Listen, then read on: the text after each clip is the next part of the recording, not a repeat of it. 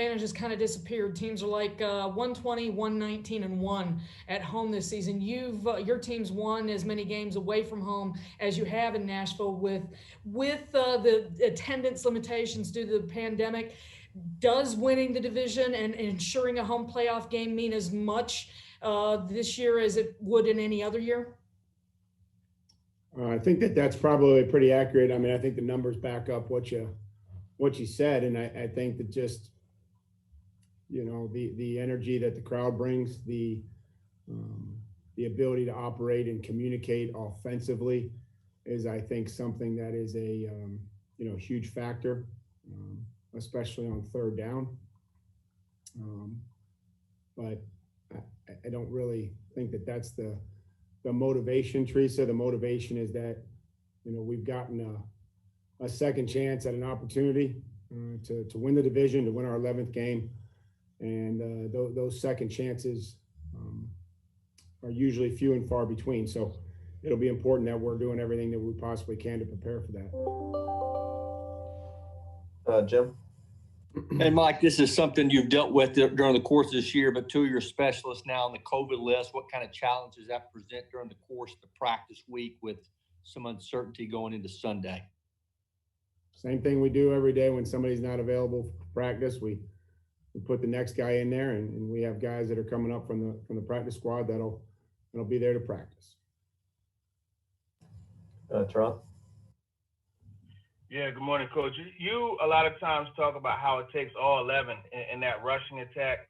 When you have guys like Corey Davis and A.J. Brown going down and making those blocks downfield, how much does that really emphasize what you're saying, the all 11? I mean, I think that's just, you got to be able to finish. You got to be willing to finish longer than the guy with the football. And it's only going to be one guy that has the football. And so I think it's critical that, everybody is taking that mindset and playing with that mindset of finishing. And you never know when the ball comes out.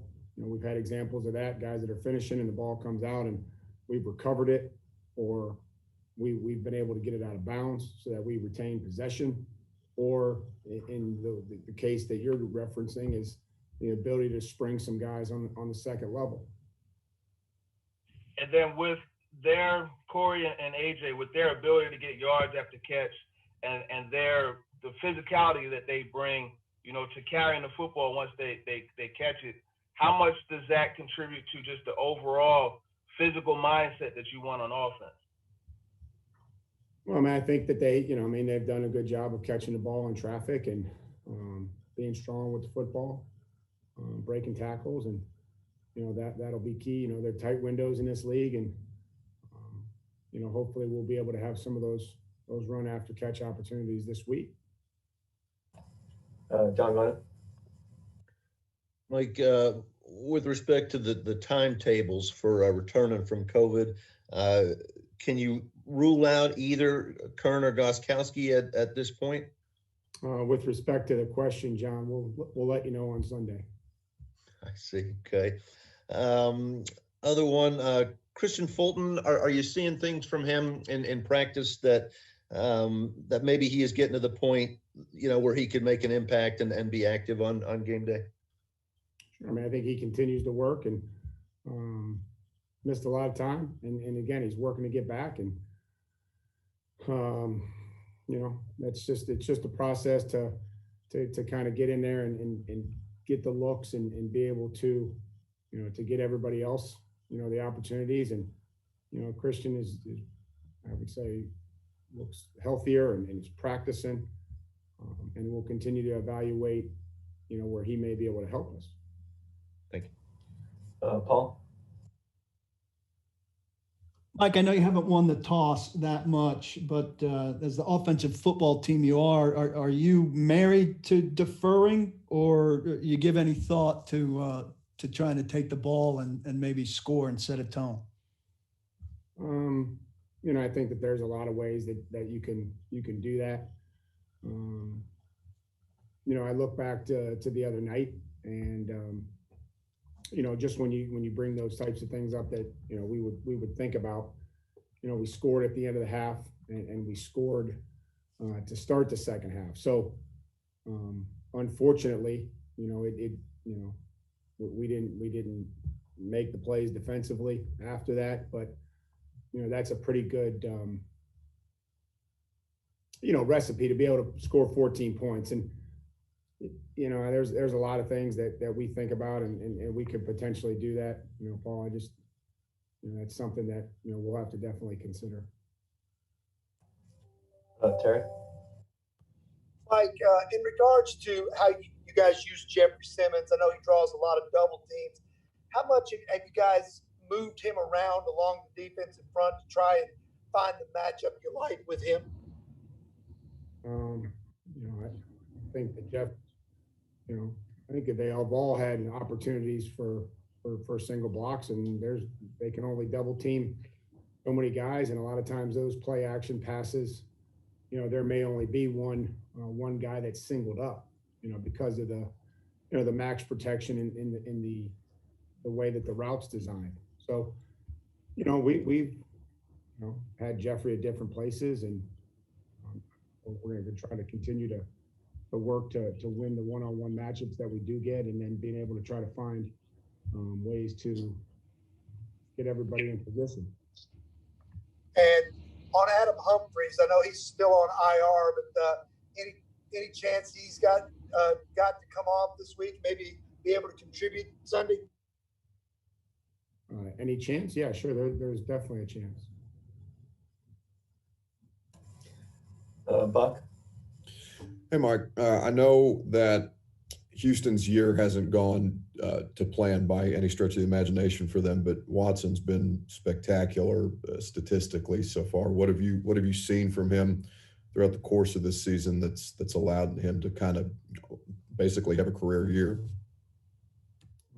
Just fantastic. I think just he's always there's a calmness. I don't think there ever looks like there's any panic when things break down. Sometimes in the pocket, he's got amazing play strength, quick release, can throw from different platforms with guys hanging all over him, and he's got the ability to scramble, to extend plays, and he's just keeps his eyes downfield, doesn't concern himself with the rush, can feel the rush, he's accurate, and so it's a huge challenge, and that's what it is in this league. There's fantastic players, and Deshaun's one of them.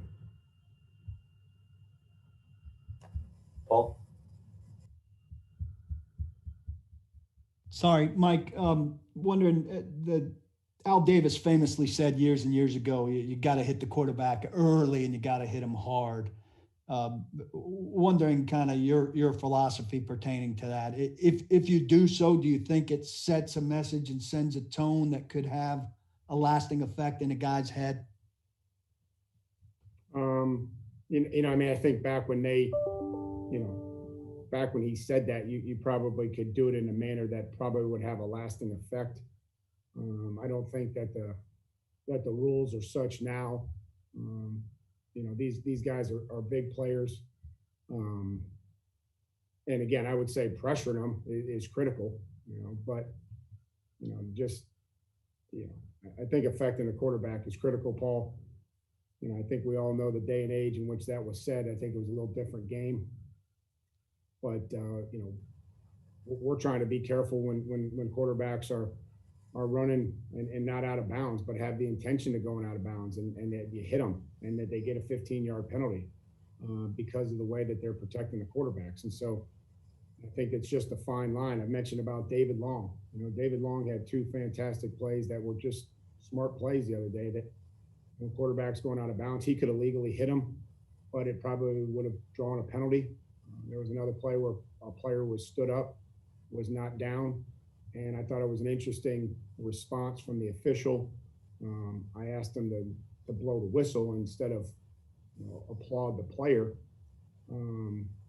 But he's like, Mike, there's a process to pull the mask down, to grab the whistle. And, so I guess that's just where we're at. And it's hard. It's hard to coach guys to go full tilt to the tackle and then pull off in that manner.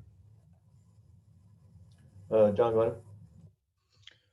Yeah, Mike, one more on the kick in front. I mean, in a normal year, it would be pretty disastrous to potentially lose both kicker and punter. How much do those new rules help this year that, not only do you have guys on the practice squad, but they've been able to practice together, for the past few weeks? Yeah, I mean, it allows you a lot of flexibility. Normally you wouldn't, just because of the way that you need to be structured, carry those types of players on the practice squad.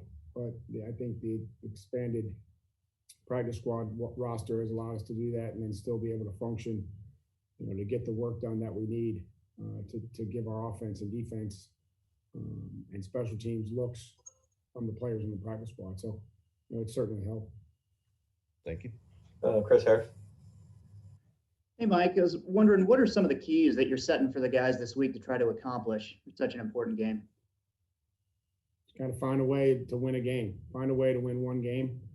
Obviously we'll have, some specific keys that we'll talk to them about in each phase, but, we have to, we have to do everything we can to take advantage of this opportunity, be engaged, start meetings fast, start meetings with some energy. Same thing we need to do on a practice field. Jim. Yeah, Mike, how'd you like what you saw from Darrington Evans as a kick returner, just his aggressiveness and his ability to hit the hole? Well, I think we blocked a little better for him. We hadn't been blocking for anything, and I think we did a better job blocking. And so, I think when you can do that, those guys get a little bit more confidence to hit it. And you haven't practiced yet, but how do you like what you've seen from the team as far as putting Sunday behind it and focusing on Sunday when, like you said, the mission simple, win a game? Yeah, I mean, we have to, we had to turn the page quickly and, be able to, I think Sunday will not have been a disappointment if we can learn from some of those things and how we need to play the game. So, I think they have, I think that we're on, we're obviously into Wednesday and fully into the Houston prep. All right, Coach. That's all right. Appreciate it.